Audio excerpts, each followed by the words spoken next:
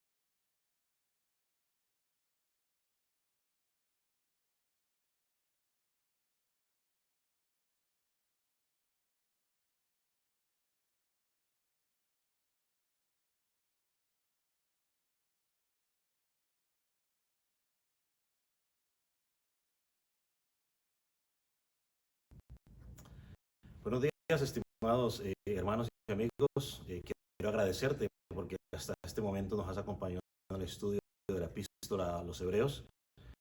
Eh, Estamos ahora en las secciones del capítulo 5 hasta el capítulo 10, versículo 39, donde el autor va a dar sus argumentos de por qué Jesucristo es un sacerdote mayor que el sacerdote Aarón, el sumo sacerdote.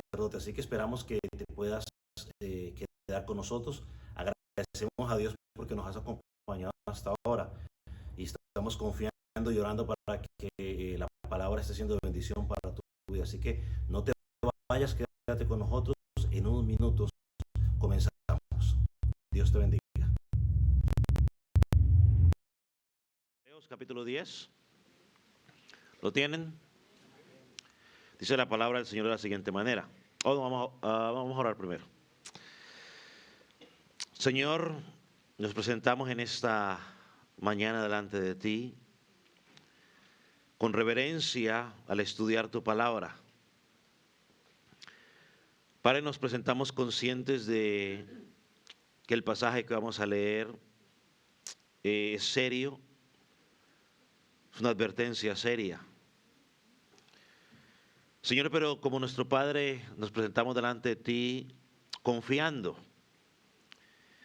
en que tú nos ayudarás a exaltar tu nombre mientras estudiamos esta palabra. Señor, te pedimos que tu Espíritu Santo en esta mañana nos ayude a recibir este mensaje con humildad, con un corazón dispuesto a ser transformado. Señor, que tu Espíritu nos convenza de la necesidad de poder vivir una vida coherente con el Evangelio que se nos es predicado, que nos es enseñado. Señor, también te rogamos para que el poder de tu palabra pueda convencer a aquellos que todavía no han creído y que hoy puedan ser alcanzados para salvación. Señor, oramos tanto por los niños, los jóvenes, como los adultos que no te conocen, para que hoy puedan ser alcanzados, que tu palabra les pueda mostrar la necesidad de un Salvador, la condición de su alma, y que puedan venir al único intermediario entre Dios y los hombres, Jesucristo hecho hombre. Señor, en tus manos quedamos para que al estudiar tu palabra se haga tu voluntad en nuestras vidas. En el nombre de Jesús. Amén. Acompáñame a leer el versículo 26. Dice: porque si pecáramos voluntariamente, después de haber recibido el conocimiento de la verdad, ya no queda más sacrificio por los pecados, sino una horrenda expectación de juicio y de hervor de fuego que ha de devorar a los adversarios. El que viola la ley de Moisés por el testimonio de 2 o 3 testigos muere irreprensiblemente. ¿Cuánto mayor castigo pensáis que merece el que pisotea al Hijo de Dios y tuviere por inmunda la sangre del pacto en la cual fue santificado e hiciere afrenta al Espíritu de gracia? Pues conocemos al que dijo: mía es la venganza, yo daré el pago, dice el Señor. Y otra vez el Señor juzgará a su pueblo. Horrenda cosa es caer en manos del Dios vivo. Puede tomar asiento, mi hermano y amigo.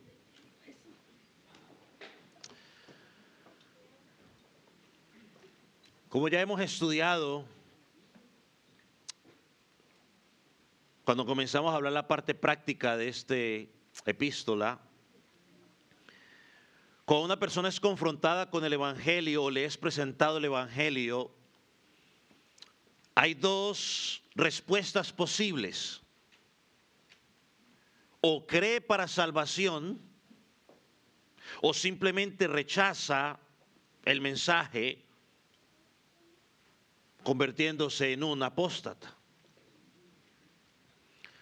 Y creo que ese es el peligro de enfrentar, o que enfrentaban los destinatarios de esta epístola.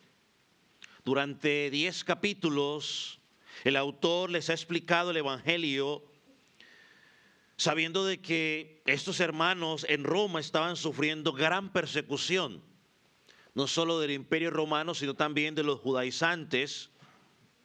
Algunos habían dicho que profesaban fe en Jesucristo, pero ya habían apostatado, es decir, habían dicho que habían creído, pero cuando vinieron las dificultades decidieron regresar atrás. Otros estaban quizás dudando, estaban al borde de decir: yo creo que es mejor estar allá que estar aquí. A ellos les está escribiendo el autor. Y la urgencia de esta carta, como ya le hemos señalado en las últimas semanas, es que ellos necesitaban recordar la superioridad de Cristo y de su obra en la cruz del Calvario, por encima de todo lo que ellos habían aprendido en el judaísmo. Y entonces es precisamente que después de haberles predicado el Evangelio, explicarle con detalle cómo el Señor es superior a todo esto, a todo lo que ellos conocían del Antiguo Testamento, debían vivir unas vidas coherentes a ese Evangelio.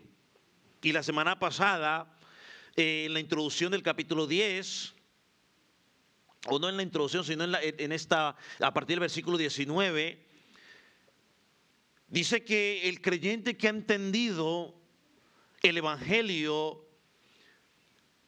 tiene que hacer 3 cosas. La primera es acercarse a Dios constantemente en plena certidumbre de fe, es decir, entendiendo el Evangelio, dando frutos de arrepentimiento. Lo segundo que tiene que hacer, estudiamos, dice el autor, es mantente firme sin fluctuar, es decir, sin estar un día sí, un día no. Firme, confesando al Señor Jesucristo delante del mundo, a pesar de las dificultades que estemos enfrentando. Y la última cosa, exhortación que estudiamos, es que cuando entendemos el Evangelio, cuando abrazamos el Evangelio, debemos considerarnos, es decir, fijar nuestra mente atentamente los unos a los otros. ¿Con qué objetivo? Para exhortarnos al amor y a las buenas obras. Esta era la respuesta natural que presenta el autor a una persona que ha entendido el Evangelio. No es alejarse, sino mantenerse firme. ¿Qué es lo que estaba pasando con los apóstatas? Bueno, que los apóstatas, en lugar de acercarse, se apartaron. No estaban viendo el privilegio, la importancia de congregarse junto al cuerpo de Cristo para exaltar el nombre del Señor, para crecer en el Señor y para edificarse los unos a los otros. Entonces, lejos de ver el congregarnos como una carga, lejos de ver el congregarnos como una rutina aburrida, el cristianismo o el cristiano ha entendido que el congregarse es un regalo de parte de Dios para su pueblo que le ayuda a mantenerse firme y a edificarse los unos a los otros. Es más, cuando el autor sigue mirando, llegaremos en un momento en el capítulo 12, que cuando tú y yo perseveramos juntos, nos animamos a las buenas obras, a crecer espiritualmente. Y en el capítulo 12 nos dice, puestos los ojos, ¿en quién? En Jesús. Es un pasaje clave. Los ojos tienen que estar puestos en Jesús. Y eso es clave para perseverar en las dificultades que enfrentemos en la vida, cualquiera que sea. Deben nuestros ojos estar puestos en Jesús. Ahora, ¿por qué esto es importante? Dijimos la semana pasada al final del versículo 25, porque el día del Señor se acerca. Alguno de estas personas en Roma, de esta iglesia, habían adquirido el hábito de ausentarse de las reuniones cuando el pueblo estaba adorando al Señor. Y eso lo que hace es que debilita nuestra fe y nos hace vulnerables espiritualmente. Por eso es que el autor ahora, después de haberles expresado eso, si te permite, hace una especie de paréntesis y presenta una exhortación más, la cuarta exhortación de las que encontramos en el libro de Hebreos. Y sin duda creo que esta es una de las más serias que él va a presentar en este libro.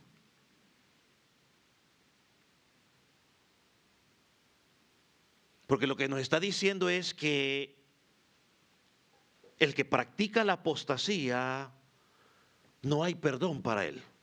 Eso es lo que dice la exhortación. Ya no se puede hacer nada por él.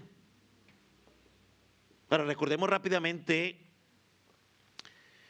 las tres exhortaciones que el autor ha dado en esta epístola.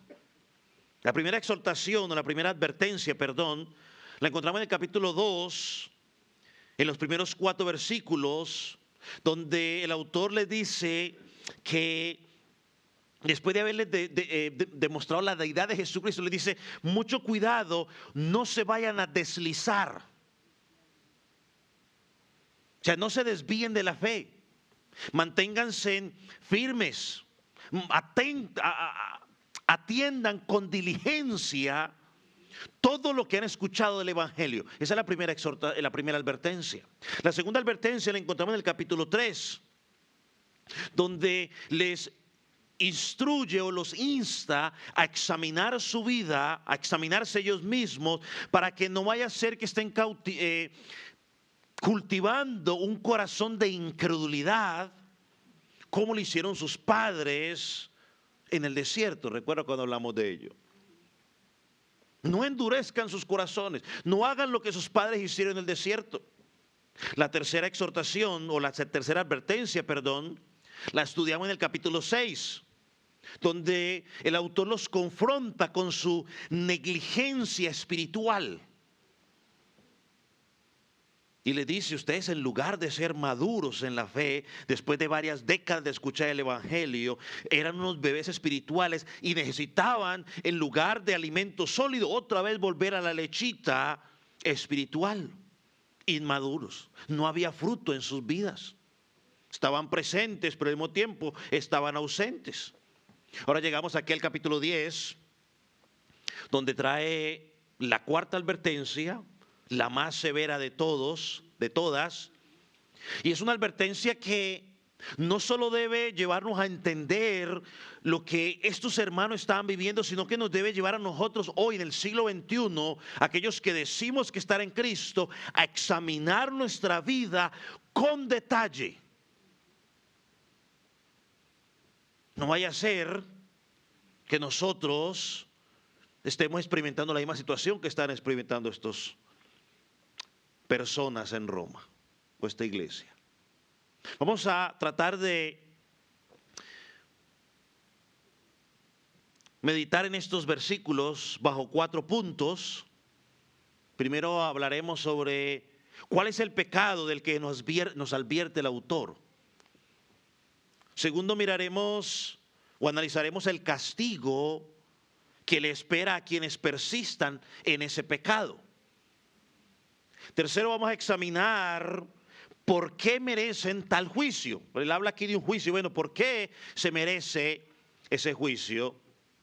Y por último, vamos a considerar la advertencia final que nos da el pasaje. Vamos a mirar esas 4 cosas. ¿Cuál es el pecado? Analizaremos el castigo. Analizaremos por qué merece tal juicio. Y por último, miraremos la advertencia final de este pasaje. ¿Cuál es el pecado del que está advirtiendo el autor en este pasaje? Vaya conmigo al versículo 26. Miren lo que dice el versículo 26.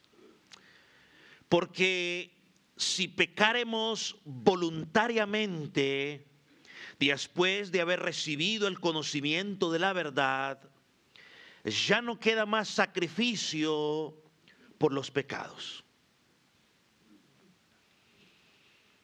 Este pasaje, al leerlo así de primero, pues puede causar temor en nosotros. ¿Por qué? Porque parece indicar que si un cristiano peca voluntariamente contra Dios después de haberse convertido, ya no hay nada, no hay ninguna manera para recibir perdón. Si peca voluntariamente. El problema que tenemos nosotros es que la gran mayoría de pecados suyos y míos son ¿qué? No le dé miedo decirlo. Son voluntarios. Y usted y yo sabemos que tenemos que tener un tiempo de oración y no oramos, ¿estamos qué? Pecando. ¿Y es qué? Voluntario. Si usted y yo sabemos que tenemos que estudiar la Biblia y no estudiamos la Biblia, ¿estamos qué? Pecando. Y eso es un pecado voluntario, porque usted sabe que tiene que hacerlo y no lo está haciendo. Le voy a dar nomás esos 2 ejemplos. Entonces este pasaje nos está diciendo que un cristiano que peca voluntariamente contra Dios, después de su conversión, ya no hay manera de recibir perdón de parte de Dios. Y esta es una forma en la cual este pasaje se ha interpretado por mucho tiempo. La iglesia primitiva o los primeros cristianos del primer siglo creían que si un cristiano pecaba después de haberse bautizado, perdía totalmente su salvación. Y lo excomulgaban, es decir, lo corrían prácticamente de la congregación. Pero tenemos que pensar un poco en el contexto del pasaje para no cometer ese error. Porque yo creo que el autor no está afirmando que el creyente nunca pecará en su vida cristiana. Porque eso no está en concuerdo con lo que enseña el resto de la palabra. ¿Qué dice Juan? Juan dice que el que dice que no ha cometido pecado, peca. Ya mintió, ya pecó. Entonces yo no creo que el autor aquí está diciendo que el creyente nunca va a pecar más en su vida cristiana. O que si alguien peca voluntariamente, pues deja de ser cristiano y pierde el perdón de sus pecados. El testimonio de la Escritura, mis hermanos, es claro. Un creyente, a pesar de haber sido regenerado, justificado, santificado o estar siendo santificado por el Espíritu Santo, aún peca contra el Señor, tanto de forma inconsciente como consciente, o involuntaria o voluntariamente. Eso lo enseña la Escritura. Se lo voy a mostrar, por ejemplo, en Romanos capítulo 7. Porque allí el apóstol Pablo está afirmando que en el creyente aún mora, el creyente que mora en la carne, aún habita en el pecado. Miren lo que dice el versículo 19. Porque no hago el bien que quiero, sino el mal que no quiero. Eso hago, por ejemplo, hoy tengo que orar y yo sé que tengo que orar, pero no lo hago. Eso es lo que está diciendo él ahí. Si hago lo que no quiero, ya no lo hago yo, sino el pecado que mora en mí. Versículo 21. Así que, queriendo yo hacer el bien, hallo esta ley, que el mal está en mí. Yo le he dicho en varias ocasiones, esa es la lucha que el creyente tiene, que el del mundo no tiene. Luchamos contra ese deseo de que la carne nos dice, no ores, no es suficiente, no te preocupes. Un día que no ores no pasa nada. Entonces esa es la realidad de todo cristiano. Muchas veces vamos a pecar inconscientemente o voluntariamente. Pero la evidencia del verdadero cristiano es que después de que peca, puede clamar como clamó el apóstol Pablo en el versículo 24. Ahí mismo, miserable de mí, ¿quién me librará de este cuerpo de muerte? El deseo del verdadero creyente es ser liberado del pecado cada día. Anhela por eso la venida de Jesucristo, su glorificación, para que el pecado sea erradicado totalmente de su vida. En su vida se caracteriza no por una práctica del pecado, sino por la obra del Espíritu Santo santificándolo día tras día. Por lo tanto, mis hermanos, el autor aquí no está diciendo que si un creyente peca voluntariamente, pierde la salvación. El pecado al que se refiere en este pasaje, creo que es uno diferente. Mire cómo traduce este versículo la Biblia de las Américas. Dice, porque si continuamos pecando deliberadamente después de haber recibido el conocimiento de la verdad, ya no queda sacrificio alguno por los pecados. Ese término voluntariamente, que es traducido en la Reina Valera, pone un énfasis. Y esta palabra también se encuentra en 1 de Pedro capítulo 5, versículo 2, donde el apóstol Pedro exhorta a los pastores a apacentar la grey de Dios y le dice, no por fuerza, sino voluntariamente. Es decir, hacer algo de manera deliberada e intencional. Eso es voluntariamente. Hacer algo de manera deliberada e intencional. Vaya conmigo a Números capítulo 15, versículo 30. Porque aquí encontramos la distinción que vemos en el Antiguo Testamento entre los pecados de ignorancia y aquellos cometidos con soberbia. Números capítulo 15, versículo 30. Dice, mas la persona que hiciere algo con soberbia, así el natural como el extranjero, ultraja a Jehová, esa persona será cortada de en medio de su pueblo. Ahora déjeme leerle ese mismo pasaje, pero en la Biblia de las Américas. Puede estar en la pantalla para que usted lo pueda leer.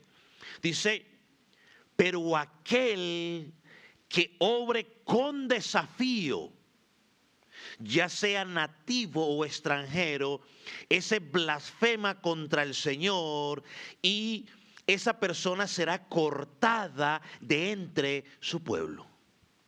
Es decir, que el pecado que se está refiriendo el autor de Hebreos no es cualquier pecado, sino que es un pecado específico. Es un pecado de manera deliberada y desafiante después de haber recibido el conocimiento de la verdad. Se trata de un pecado que no es aislado, sino que se trata de un pecado que es continuo. Primera de Juan dice, Primera de Juan habla de ese pecado que es el que fabrica pecado. Es decir, usted está constantemente en ese estilo de vida pecaminoso. Entonces podríamos decir que literalmente lo que está diciendo ahí es que si voluntariamente continuamos pecando. Un ejemplo claro lo encontramos en Números capítulo 15. Después de que Dios le da la ley a Israel y establece el día de reposo, los israelitas encontraron a un hombre recogiendo leña en ese día santo. No fue un descuido de él, no fue que se le olvidó, tampoco es que no estuviera presente el día de que se le fue dada esa ley al pueblo. Él sabía lo que Dios se había dicho, él conocía la verdad y aún así decidió desafiar deliberadamente a Dios y quebrantar su ley. Ese es el tipo de pecado que encontramos en Hebreos capítulo 10, versículo 26. Un pecado continuo, un pecado deliberado, un pecado desafiante contra Dios, cometido después de haber recibido el conocimiento de la verdad. ¿Qué era lo que el autor había dicho hasta aquí? Les había dicho, mire, vea, hombre, ustedes ya no necesitan hacer todos los sacrificios, no necesitan el antiguo pacto, porque el nuevo pacto, que es Jesucristo, es suficiente. Ahora, si ellos decían, bueno, sí, porque los judaizantes decían, bueno, hagan eso, pero también hay que regresar a lo antiguo. Entonces lo que le está diciendo a ellos, si ustedes voluntariamente siguen aferrándose a ese antiguo pacto, a esos sacrificios, ya no hay nada que se pueda hacer por ustedes.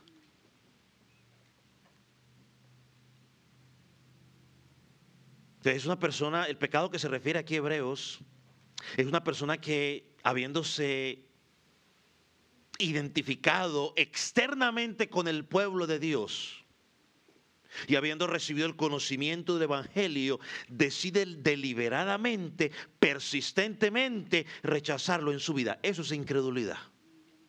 Mira, Jesucristo es el único que salva pecados. Oh, sí, yo creo que Jesucristo salva pecados, pero pues yo ahora no estoy interesado. O personas que usted un día dice, oh, pues que yo los vi, estaban en la iglesia y cantó eso y lo otro, ahora están supuestamente en el mundo. Pero la Escritura da una respuesta a eso, al rato se la doy. Ese es el pecado de la apostasía. El apóstata es aquella persona que ha estado externamente asociada con el pueblo de Dios, pero que se ha desviado.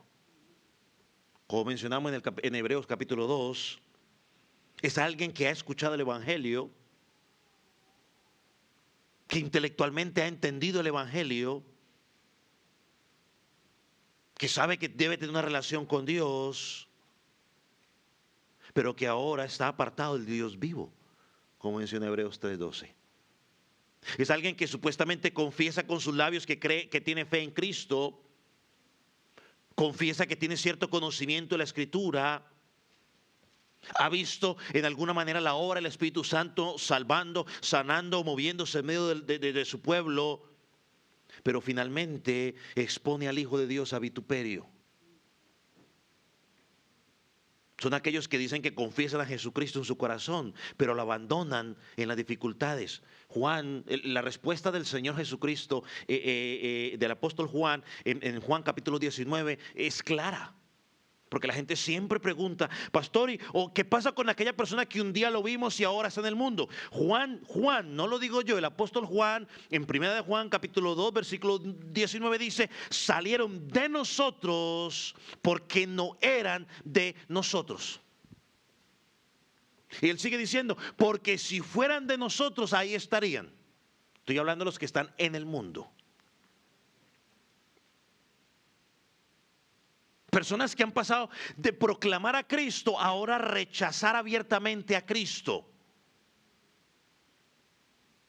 Es más, el versículo 29 dice que son los que pisotean al Hijo de Dios, consideran su sangre como algo común e insultan al Espíritu de gracia. Te están demostrando de que en realidad nunca pusieron su fe en Él. Son como Demas, que amó más al mundo. Son como Simón el Mago. Simón el Mago hasta se bautizó. Alcanzó hasta a predicar. Pero en algún momento salió lo que había verdaderamente en su corazón. En el contexto que está pasando este versículo o esta epístola, son personas que volvieron al judaísmo, que a pesar de que habían escuchado el mensaje, que supuestamente lo habían comprendido, regresaban otra vez al templo de Jerusalén, ofreciendo otra vez sacrificios y expiación, tratando de hacer expiación por los pecados, cuando el verdadero Cordero ya fue sacrificado en la cruz del Calvario. Por eso dice el versículo 26, ya no queda más sacrificio por los pecados, ya no se puede hacer más nada. Porque si ellos siguen confiando en que en ofrecer el corderito eso, por muy bonito que sea, los va a salvar, no van a ser salvos. ¿Por qué? Porque la salvación no está en ese cordero, está en el cordero que fue sacrificado hace más de 2000 años, Jesucristo. Ahora, ¿qué tengo que hacer? Creer. Y como lo mencionamos, ese creer tiene que transformar mi existencia. Porque muchas personas dicen que creen. Es más, la Biblia dice que los demonios creen y ¿qué hacen? Y tiemblan. La diferencia es que ese creer no ha transformado su vida. Siguen viviendo como demonios. Entonces no es nomás decir yo creo. Porque todos creen. Por eso fue que Juan el Bautista le dijo a los fariseos, ¿recuerdan ustedes? Hagan frutos de verdadero arrepentimiento. El rechazar a Cristo es la perdición, porque Él es la única fuente de salvación. No hay otro sacrificio que pueda expiar los pecados. Jesucristo dijo en Juan, yo soy el camino, la verdad y la vida. Nadie va al Padre si no es a través de Jesucristo. Y cuando tú rechazas ese mensaje y persistes tratar de llegar al cielo a través de tus buenas obras, a través de una iglesia, a través de qué cosa yo que tengas que hacer, a través de guardar un día en particular, no vas a llegar. No hay nada que se pueda hacer por ti. Fue lo que Pedro le declaró a los gobernantes de Israel en Hebreos capítulo 4, en Hechos, capítulo 4, versículo 12. En ningún otro hay salvación, porque no hay otro nombre bajo el cielo dado a los hombres en que los hombres puedan ser salvos. No hay otro. Solo Cristo puede limpiar de nuestros pecados. Así que el argumento del autor del libro de Hebreos a lo largo es Jesús es mejor. Ven a Jesucristo, amigo, tienes que venir a Jesucristo. No se trata de tus fuerzas. Él es superior a los ángeles, Él es superior a Moisés, Él es superior a Aarón, Él es superior al antiguo pacto. Rechaza esta verdad y ya no hay posibilidad de salvación para ti. No la hay.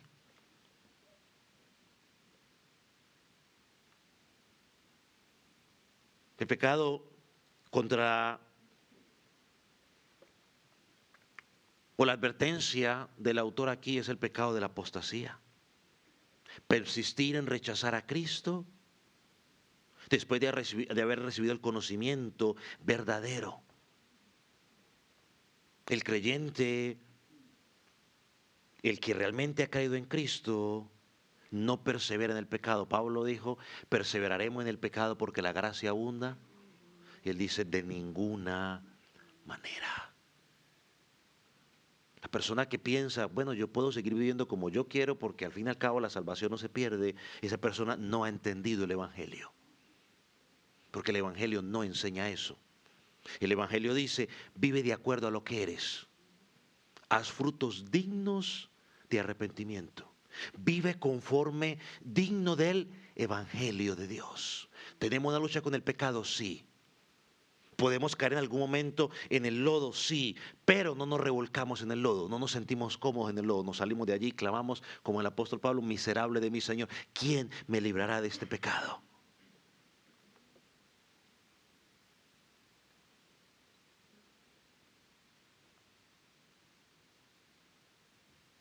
Ahora, ¿por qué el autor les hace esta advertencia? ¿Por qué debía el autor hacer esta advertencia?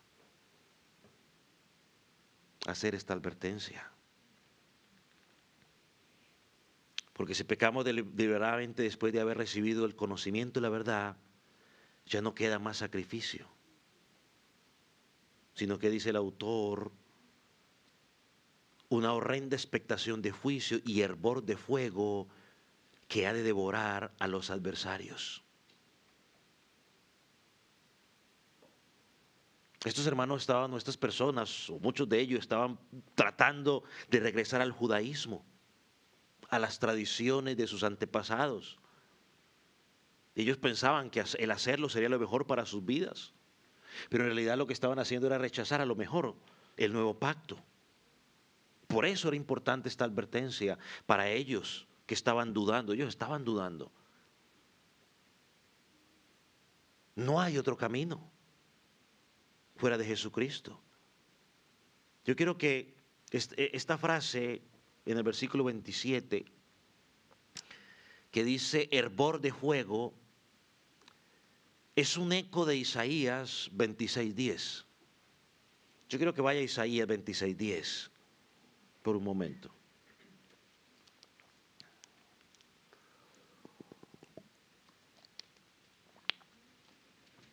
Isaías 26:11. Dije 10, ¿cierto? No, es 11. Miren lo que dice. Jehová, tu mano está alzada, pero ellos no ven. Verán el fin y se avergonzarán los que envidian a tu pueblo, y a tus enemigos fuego los consumirá. En el contexto aquí en Isaías, este pasaje nos muestra la confianza del pueblo de Dios en su protección.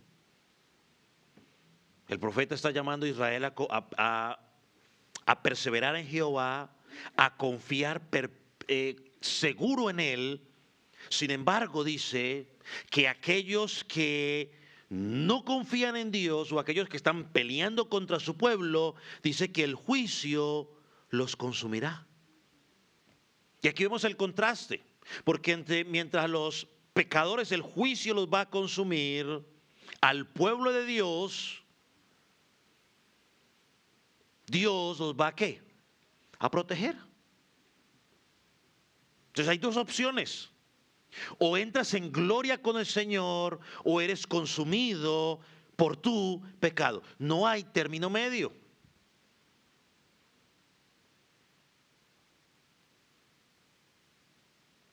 Entonces el que peca deliberadamente, es decir, o se lo digo de otra manera, el que persiste en rechazar el nombre de Dios, lo que le espera es la muerte. Vamos a mirar un ejemplo en Números capítulo 15, versículos 35 y 36. Volviendo a nuestro ejemplo del principio del hombre recogiendo leña. Números capítulo 15, versículos 35 y 36.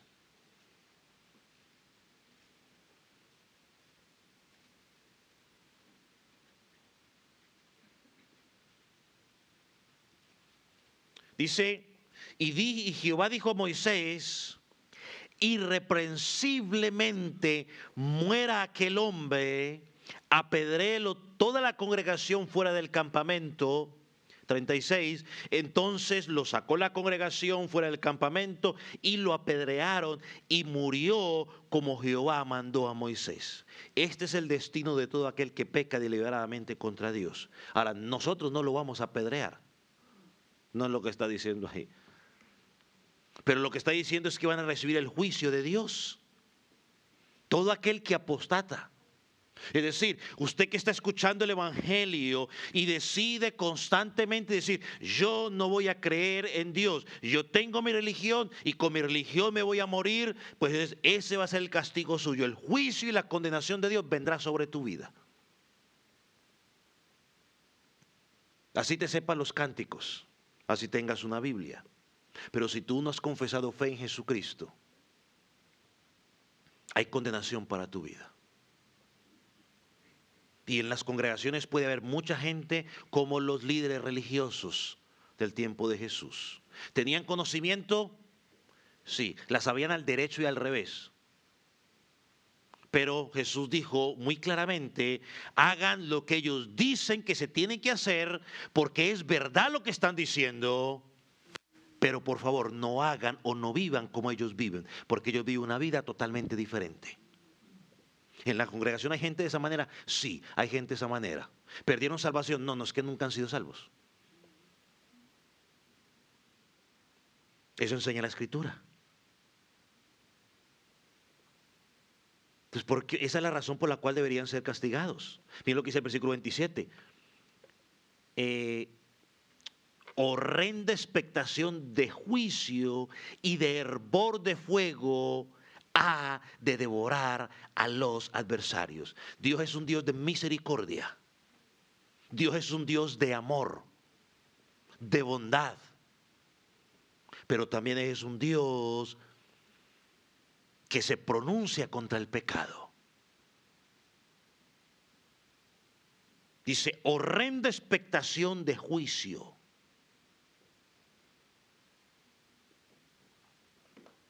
¿Por qué merecen tal castigo? Porque al haber apostatado de la fe, te has convertido en adversario de Dios. Eso es lo que dice el Señor en su palabra. Que aquel que es amigo del mundo se constituye ¿qué? Enemigo de Dios.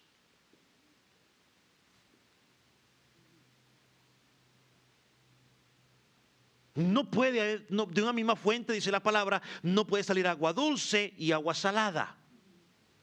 O eres dulce o eres salada. No puedes amar a dos señores, porque amarás al uno y odiarás al otro. O sea, a uno solo.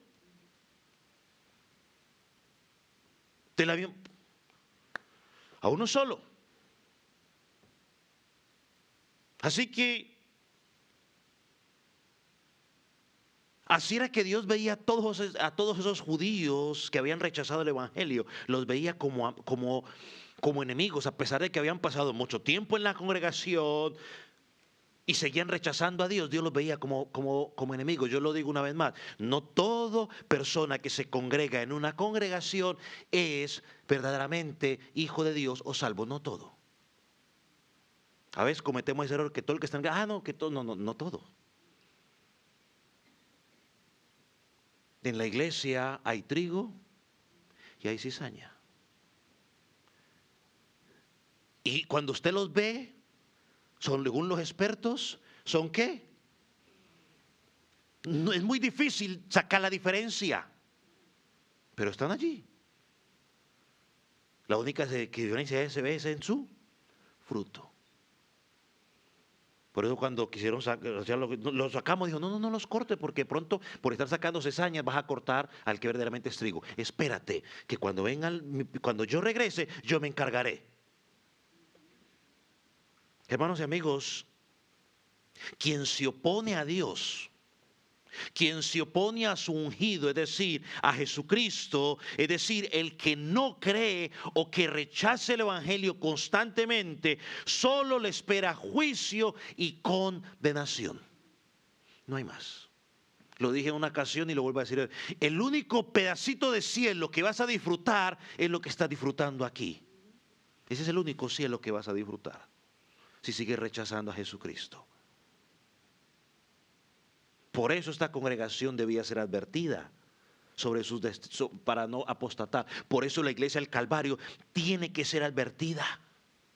Volvemos a lo que dice el apóstol Pablo en Corintios capítulo 15. Examinaos para ver si estáos en la fe. El creyente verdadero está constantemente examinando su vida y decir, Señor, ¿estoy dando yo frutos de verdadero arrepentimiento o Señor, me estoy engañando a mí mismo?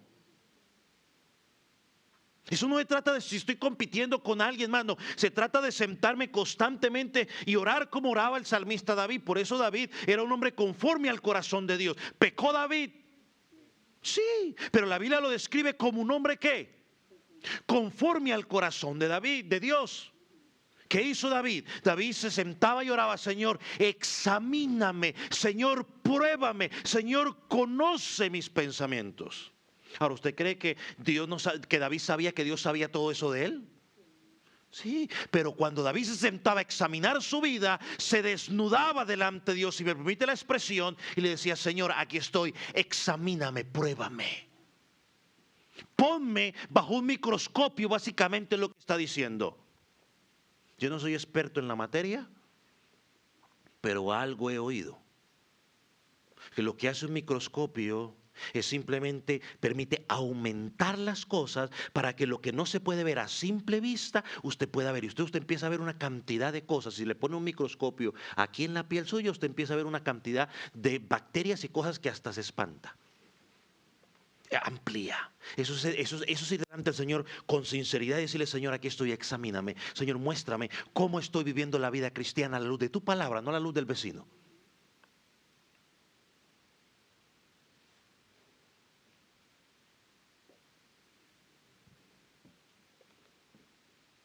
Cuando el autor está escribiendo esta carta, había muchos que estaban en esa situación peligrosa. Estaban pensando volver mejor atrás a los rituales que ellos ofrecían. Y el autor le dice: si lo hacen, va a venir un juicio y destrucción sobre ustedes. La pregunta es: ¿por qué merecen ese castigo? ¿Cuál es la razón detrás de ese castigo? Creo que el versículo 28 y 29 nos da la respuesta. Lea conmigo. Dice: el que viola la ley de Moisés por el testimonio de 2 o 3 testigos muere irreprensiblemente. ¿Cuánto mayor castigo pensáis que merece el que pisotea al Hijo de Dios y tuviere por inmunda la sangre del pacto en la cual fue santificado e hicieron afrenta al Espíritu de gracia? ¿E hiciera afrenta al Espíritu de gracia? ¿Qué es lo que está haciendo el autor aquí? Para explicar que los apóstatas merecen el castigo, el autor utiliza un razonamiento interesante. El autor parte de un argumento más débil para luego establecer un argumento mucho más fuerte. Es decir, muestra como si algo menor merece un castigo, con mayor razón algo más serio también merece un castigo. ¿Cuál es el argumento que él presenta de menor peso? Dice: el que viola la ley de Moisés. Ese es el argumento de menor peso, violar la ley de Moisés. Y dice: por el testimonio de 2 o 3 testigos muere irreprensiblemente. ¿Qué es lo que está diciendo aquí? Un paréntesis. No era que supuestamente: yo vi a tal persona que hizo tal cosa, ya matémoslo. No, un momento. Tenía que haber 2 testigos. No, eso es hacer un justo juicio. A veces nosotros, no digo mejor lo que a veces nosotros hacemos. Sigamos aquí. Este argumento menor está basado en la ley del Antiguo Testamento, específicamente en Deuteronomio capítulo 17, en el contexto de la idolatría. Moisés había establecido, por lo que Dios le había dado, que si encontraban a alguien adorando a otros ídolos, y tras una investigación se llegaba a la conclusión o se confirmaba de que sí estaba adorando otros ídolos, esa persona no había tiempo de: ahora sí voy a cambiar. No, automáticamente, chao, adiós, vida mía. Ahora, el punto del autor es que quien pecara deliberadamente contra la verdadera revelación de Dios debería morir. Ahora, ¿cuál es el argumento más fuerte que él presenta aquí? Versículo 29. ¿Cuánto mayor castigo pensáis que merece el que pisoteare al Hijo de Dios y tuviere por inmunda la sangre del pacto en la cual fue santificado e hiciere afrenta al Espíritu de gracia?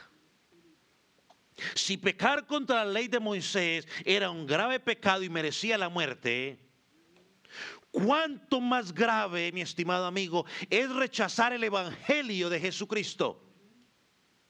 Eso es lo que está diciendo el autor aquí. Y note, pisotear la sangre de Cristo y tomar por inmunda la sangre de Cristo. Aquí no está hablando de un pecado en particular. Está hablando de ¿qué? Un estilo de vida.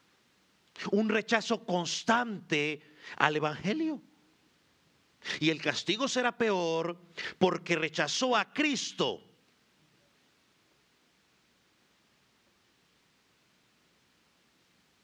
Rechazó a Cristo, el único medio de salvación.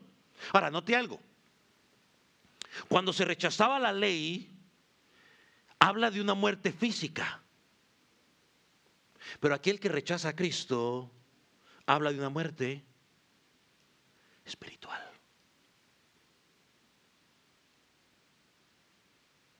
Y además no será por el testimonio solamente de dos testigos, será el testimonio de la iglesia. La iglesia dará testimonio de esa apostasía. Por eso es importante que cuando tú y yo veamos a alguien que dice que es cristiano y viviendo una vida inapropiada, debemos acercarnos y decirle, mira, un momento, yo quiero compartir contigo porque tú has dicho que crees en Jesucristo, pero tu estilo de vida está demostrando todo lo contrario. Tienes que examinarte. Tenemos que examinarnos. No podemos decir, yo siempre uso este ejemplo, ¿no? Yo no le puedo decir a ustedes, hermanos, llevo 15 años usando un champú para que el cabello no se me caiga. ¿Quién me creería? ¿Por qué? Sin miedo, ¿por qué? Porque ya no tengo pelo.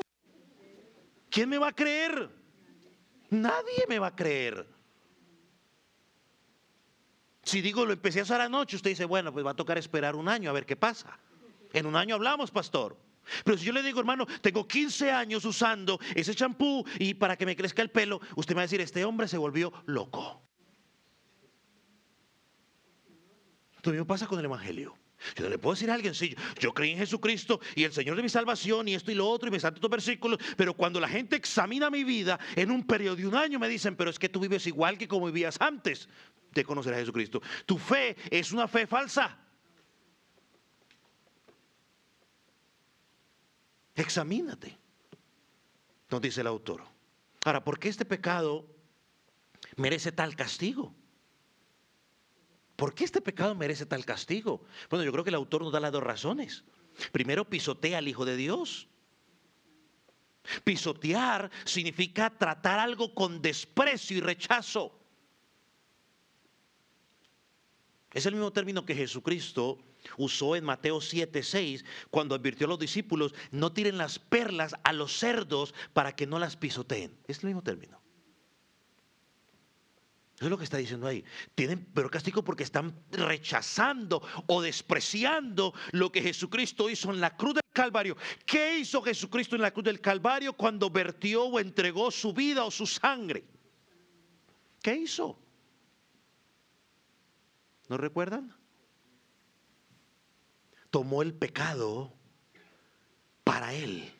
Cargó el pecado y cargó el castigo y el juicio de Dios cayó sobre Jesús allí. Entonces, cuando pisoteamos la sangre de Cristo y rechazamos el mensaje de Cristo, estoy despreciando lo que Él hizo en la cruz del Calvario. Estoy diciendo, a mí no me importa, yo lo voy a tratar de hacer en mis propios méritos.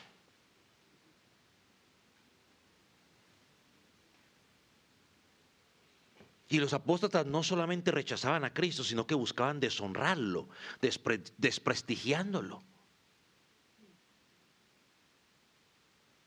Y lo que está diciendo el autor aquí es que literalmente, o simbólicamente o metafóricamente, como usted lo quiera poner, lo que el autor no está queriendo decir es que esta gente o estos apóstatas quisieran tener delante de ellos a Jesús para tirarlo al piso y para pisotearlo en señal de desprecio a lo que Él hizo. Y hermano, y eso es lo que tú y yo hacemos cuando vivimos dobles vidas.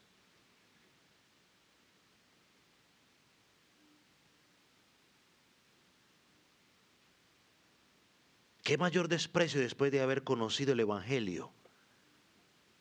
Saber que Jesucristo es el único sacrificio válido para alcanzar salvación y volver a sacrificar animales. Eso es lo que le está diciendo a ellos. Y a nosotros, pues no sé cuál podría ser nuestra aplicación ahí. ¿Qué más desprecio después de haber conocido a Jesucristo, el Evangelio, saber que Él es el único salvación y regresar al mundo porque decir yo sé, me siento más cómodo en el mundo? Demas estuvo con el apóstol Pablo. Y el apóstol Pablo era un tremendo predicador, era usado por el Espíritu Santo, recibía revelación del Espíritu Santo y estuvo con él. Así que no es cuestión de quién es el que está a mi lado enseñándome.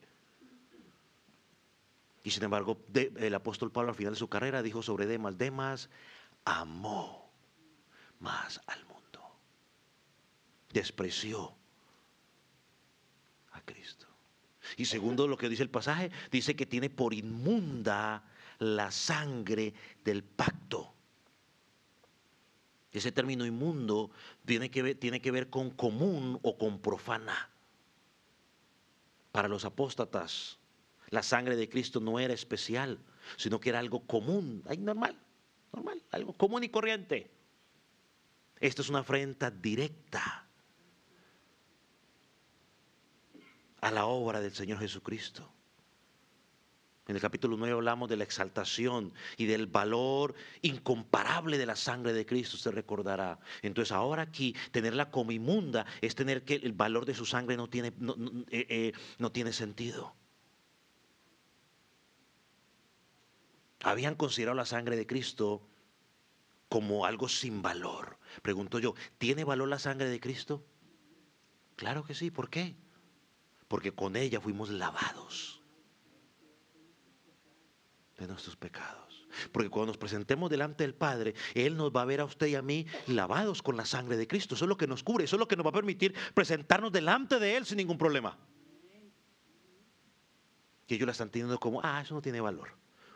Un término muy común en nuestros términos es, en nuestros tiempos, ¿no? Lo están viendo como un cero a la izquierda. ¿Cuánto vale un cero a la izquierda? Nada. 0.1, no, el 0 vale a partir del 10, a partir del 1, perdón, a partir de la derecha. Y entre más ceros tenga, pues mejor, ¿no?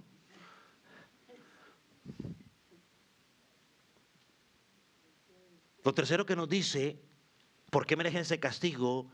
Es porque hacen afrenta al Espíritu de gracia. Ese es el único lugar en la Escritura donde al Espíritu Santo se le llama de esa manera. Y lo hace, creo yo, por la intención de enfatizar que los apóstatas, al rechazar la gracia de Dios, rechazaban el Evangelio.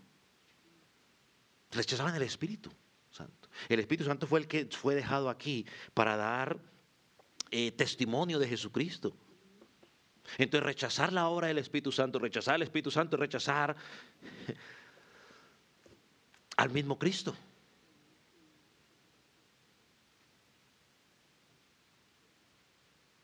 Este es el pecado que se conoce en la Escritura como la blasfemia contra el Espíritu Santo, el pecado imperdonable.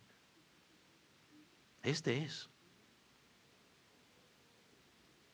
el pecado imperdonable. Este es el único pecado que no se perdona. ¿Por qué? Porque es el pecado de la incredulidad. Es el pecado de la incredulidad. Porque para que mis pecados sean perdonados, ¿qué tengo que hacer? Creer. Y si no creo, es el único pecado imperdonable. Ese es el pecado imperdonable, esa es la blasfemia contra el Espíritu Santo. Es rechazar el mensaje que el Espíritu Santo está presentando a través de la persona que esté hablando y decir, no, yo no quiero aceptar eso, no, yo quiero seguir viviendo como estoy viviendo, no, yo quiero tratar mis propias justicias.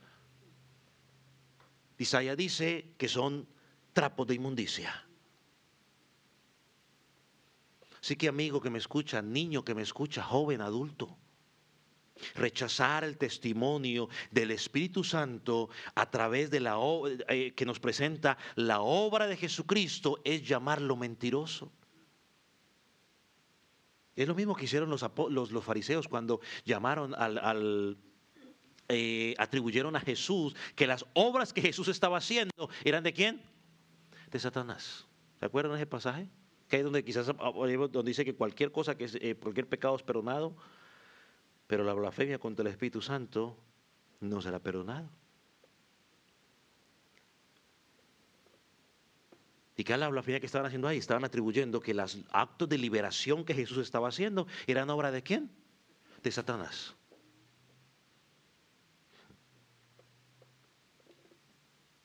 El juicio para esas personas, para los apóstatas y para todo aquel que rechace el Evangelio de Cristo es el infierno eterno. Y mire cómo termina. Vamos a considerar la advertencia final del autor en los versículos 30 y 31.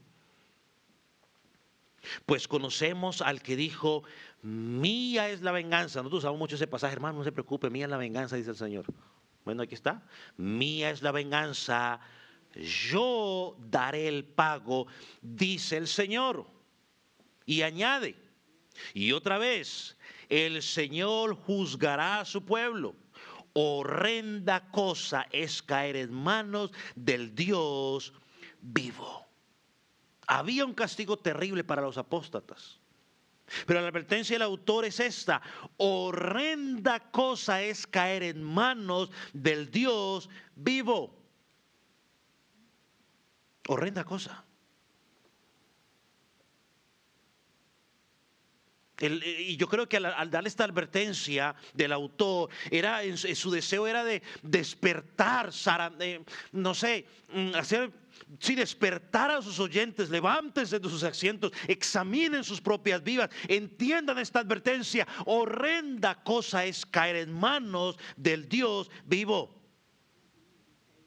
Hermano, lo terrible no es un huracán. Lo terrible no es, no sé, la nieve, una inundación. Lo terrible no es un incendio, hermano, porque por terrible que sea eso, si estás en Cristo y falleces, fallece tu cuerpo físico.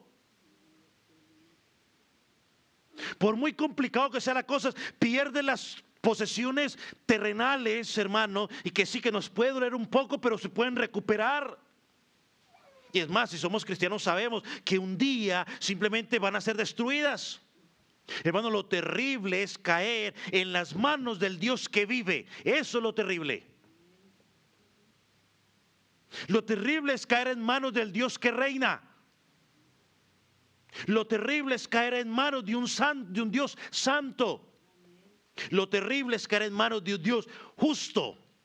Porque Él sí es justo de veras, tú y yo no. Él sí es justo de verdad. Tan justo es, miren lo justo que es Dios. Tan justo es que dijo, alguien tiene que pagar por el pecado. Alguien, eso es justicia. La gente dice, pero si Dios es amor, porque Él simplemente no dijo, borrón y cuenta nueva, hagamos de cuenta que no pasó. Bueno, si le hubiera hecho eso, está violando su justicia, está siendo injusto. La justicia requiere que alguien pague. ¿Quién? No sé, alguien tiene que pagar. Es terrible es caer en manos de un Dios justo. Lo terrible es caer en manos de un Dios bueno. Lo terrible no es caer en manos de Satanás. La gente tiene miedo a Satanás. Ay, es que Satanás está igual está igual. ¿Se acuerdan cuando y los demonios? ¿Se acuerdan cuando los demonios? Jesucristo llegó a un lugar aún endemoniado y los demonios le dijeron, Señor, vienes a atormentarnos. ¿Y qué le alguien recuerda que sigue la palabra? Antes de tiempo. Un momento, pueblo. Los demonios saben lo que les espera. Hasta ellos serán atormentados por la justa ira de Dios en el infierno. Así que el problema no es el diablo, ni sus demonios, ni la crisis diplomática, ni la crisis esto, ni la... No. Lo terrible es caer en manos del Dios vivo. El Dios que dice aquí, mía es la venganza. Es decir, que todos los que se burlan de Él, tomando por en poco su sangre, su obra en la cruz del Calvario, van a saber lo que es Dios. No, es que se cuenta el evangelio. Eso es puro cuento, eso es una manipulación que tienen para mantener a la gente ahí embobada y para que hagan lo que ellos quieren. Búrlense, porque ese día verán la mano de Dios. Ese día el que se va a burlar es Dios. Todos aquellos que desafían y rechazan el Evangelio, estimado amigo, esto no es para asustarte, pero es la verdad de la Escritura. Si tú rechazas el Evangelio constantemente, sigues viviendo una vida desordenada y no quieres creer en Jesucristo y dar fruto de arrepentimiento, un día te enfrentarás con Dios. Ese día no le podrás decir, pero lo que pasa es que la iglesia donde yo iba y sacar todo lo que la iglesia hacía, y por eso Dios le va a decir, eso no es excusa, te vas a enfrentar a mí. Demasiado tarde. Porque si alguien te hizo algo, Dios dice, no te preocupes, mía es la venganza, yo me encargo de esa persona que te ofendió, pero tú dame cuentas tú de tu vida. Ese día será el lloro y el crujir de dientes.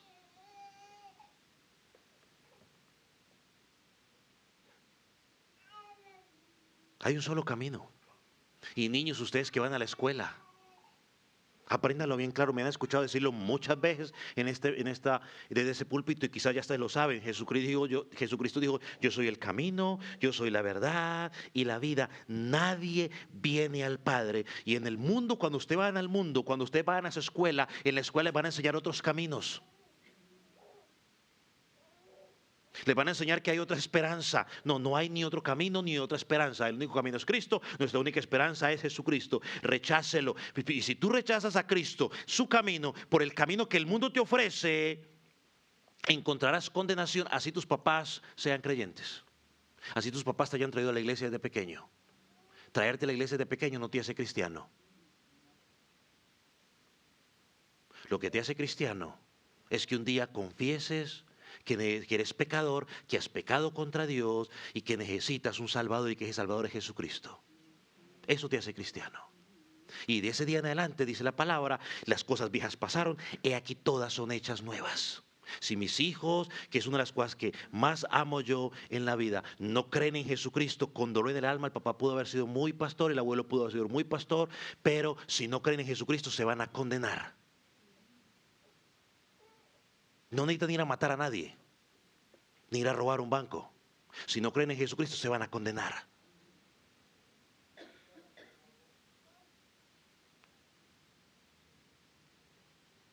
Para terminar, quiero que pensemos en el propósito de la advertencia.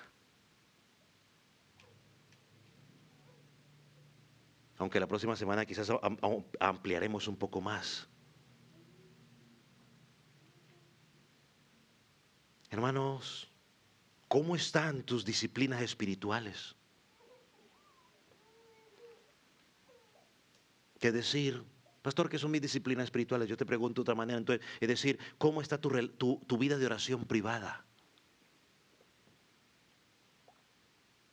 ¿Cómo está tu lectura de la Biblia privada? Tu estudio de la Biblia privada. ¿Cómo está siendo tu disposición a la hora de escuchar las predicaciones o los estudios bíblicos en las escuelas dominicales? ¿Cómo está? Amados, tenemos que examinarnos. Porque la apostasía, póngame atención, la apostasía comienza con ese enfriamiento espiritual. O sea, ese deseo privado de, bueno, hoy no oro, mañana oro, bueno, hoy no leo la Biblia. Así empieza. Luego se manifiesta públicamente. Yo lo invito a que usted pueda examinar su vida y se pregunte a usted mismo no tiene que preguntar, ¿cómo está mi vida de oración? ¿Cómo está mi vida de oración? Yo no conozco su vida de oración ni se la quiero preguntar, es una pregunta personal y de examen. ¿Cómo está mi vida de oración? ¿Cómo está mi lectura de la Biblia? Y esto no estoy diciendo necesariamente que tiene que leer a fuerza la Biblia todo el año. No, yo no estoy llevándolo a usted a que el checkpoint de leer la Biblia todo el año. No. Puede ser que no se la lean todo el año. Puede ser que se lea un solo libro en el año, pero que usted sea consistente en decir, yo quiero leer, pero quiero entender lo que estoy leyendo. ¿Cómo está mi lectura de la Biblia? ¿Cómo está mi estudio de la Biblia? Amado, usted no puede depender de la predicación del pastor los miércoles, domingos o del hermano a la clase a la cual usted pertenezca. No puede depender de eso, por favor, no puede. Esto simplemente es una ayudita más. No podemos vivir de una predicación al año, a la semana. Ah, pastor, es que yo escucho todas las semanas una predicación, todos los días una predicación. Amén, alabado sea el Señor, gloria a Dios. Es bueno, pero quede tu tiempo de intimidad con el Señor, donde tú dices, Señor, háblame a mí. Porque al escuchar la predicación usted está escuchando lo que el Señor habló a ese varón para que comparta con la iglesia general. Pero ¿qué de mi tiempo personal? ¿Cómo estás? ¿Cómo estás? ¿Cómo está mi fidelidad a la iglesia? ¿Cómo está mi fidelidad a la iglesia?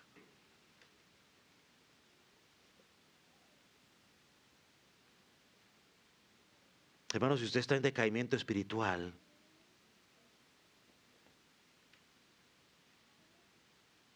está hablando de que su corazón se está alejando del Dios vivo y verdadero. Y yo le imploro, por lo que usted más quiera, recapacite.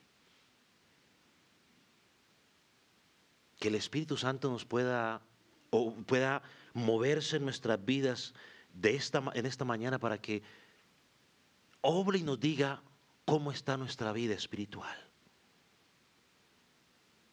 Pero recapacite y vaya a la única fuente que puede solucionar esa situación, y es Cristo. Reinicie sus disciplinas espirituales. Trabaje en su vida de oración. Trabaje en el estudio de la palabra. Puede ser 2 versículos que usted mire, pero cuando los mire, dígale, bueno, Señor, ¿qué quieres enseñarme? Le voy a decir rápidamente qué puede hacer usted. Lee los 2 versículos y dice, bueno, Señor, ¿qué me enseña este versículo de Dios? ¿Qué me enseña este versículo que debo corregir? ¿Qué me enseña este versículo en el cual estoy equivocado? ¿Y cómo puedo yo aplicar este versículo en mi diario vivir? Ahí está.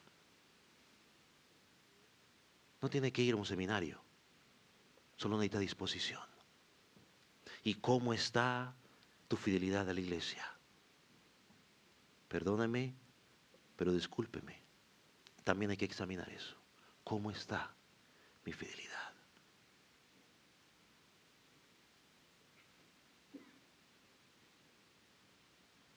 Si usted persiste en esa frialdad espiritual, créame que usted terminará apostatando. Si usted persiste en rechazar su tiempo de oración personal, su tiempo de estudio personal de la palabra y su tiempo de adoración congregacional, usted terminará apartándose y no le irá a ir bien. Dice el pasaje, horrenda cosa es caer en manos del Dios vivo. Y ahorita hablo a ti que no eres creyente, a ti que todavía no has creído. Te pido, corre a Jesucristo, estimado amigo. Él es el único medio de salvación. Él es el único que puede cargar tus pecados. Él es el único que puede perdonarte y darte una nueva razón de vivir. Solamente Él. Ven a Él en fe y en arrepentimiento, estimado amigo. Si usted cree que le va a ir bien presentándose delante de la presencia del Señor, porque usted ha sido una buena persona, un buen padre, un buen hijo, un buen esposo o una buena esposa, no le va a ir bien. Ven a Cristo, porque solo en Cristo hay perdón de pecados. Amigo, hazlo hoy. Mañana puede ser demasiado tarde. Y una vez que mueras, ya no hay esperanza de salvación. No hay nada que se puede hacer por ti. Oraremos por tus familiares que están tristes, pero por ti ya no hay nada que hacer. Horrenda cosa es caer en manos del Dios vivo. Vamos a orar.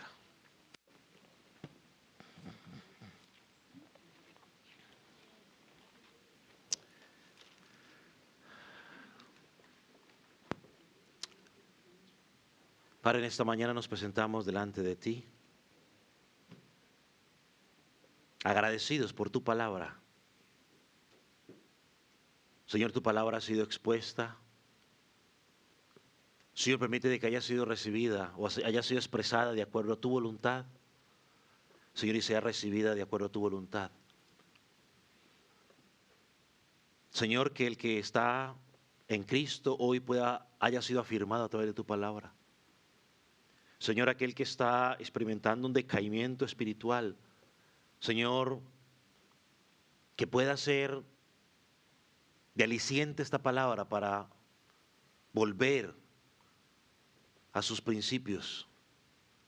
Señor, para aquel que está engañado pensando que es salvo, Señor, que tu palabra lo lleve a examinar su vida realmente. Señor, aquel que no es salvo, Señor, que tu palabra lo lleve a la salvación. Yo oro por por los que no son salvos, para que tu Espíritu Santo obre en sus vidas de manera poderosa. Y hoy llegue la salvación a esas vidas, que puedan creer en ti y puedan alcanzar perdón. Padre, gracias. Señor, haz tu obra. Y que el que tenga oídos oiga lo que tu Espíritu dice a la iglesia. En el nombre de Jesús. Amén.